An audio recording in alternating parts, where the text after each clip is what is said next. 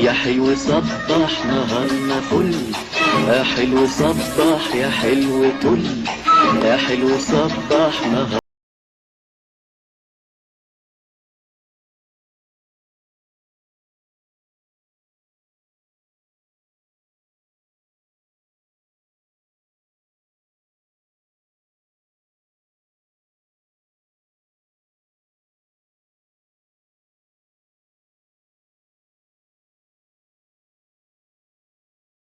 الأوسط من القاهرة ساعتنا 6:21 دقيقة. إذاعة جمهورية مصر العربية من القاهرة. إذاعة جمهورية مصر العربية من القاهرة.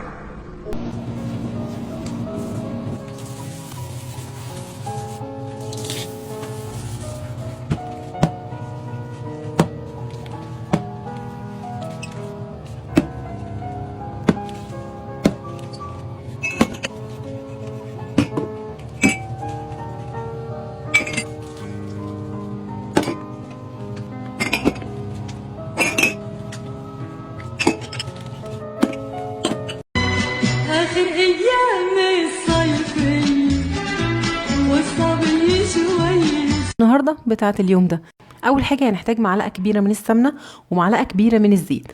هنحط عليهم بصله تكون مفرومه ناعم جدا. لما البصل بتاعي يبدا يدبل كده وياخد اللون التحفه ده، هضيف عليه حبتين من الفلفل الرومي برضو متقطعين حتت صغننه جدا.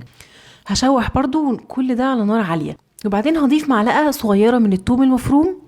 هضيف ملح، فلفل اسود وبابريكا ورشه كده قد ربع معلقه من البهارات، وبعدين هحط نص معلقه صغيره من السكر. هنزل باللحمه، النار بتاعتي تكون عاليه جدا والطاسه سخنه جدا، احنا اوريدي ما وطيناش النار من اول ما بدانا. بقى الملح بتاعي، وبعدين هضيف معلقتين كبار من صلصه الطماطم. هنزل بقى بعصير طماطم. دي طماطم تقريبا لتر من الطماطم مضروب في الخلاط ومتصفي كويس جدا.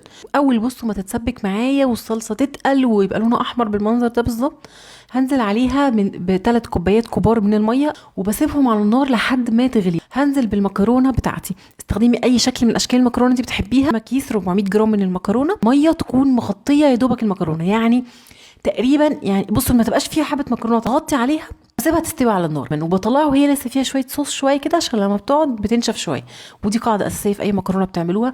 سيبوا فيها صوص سيكه كده بعد ما تطفوا عليها النار، لان السخونه هتخليها تشرب شويه من الصوص ده. احلى حاجه فيها ان اعدادها سهل، ما بتاخدش وقت.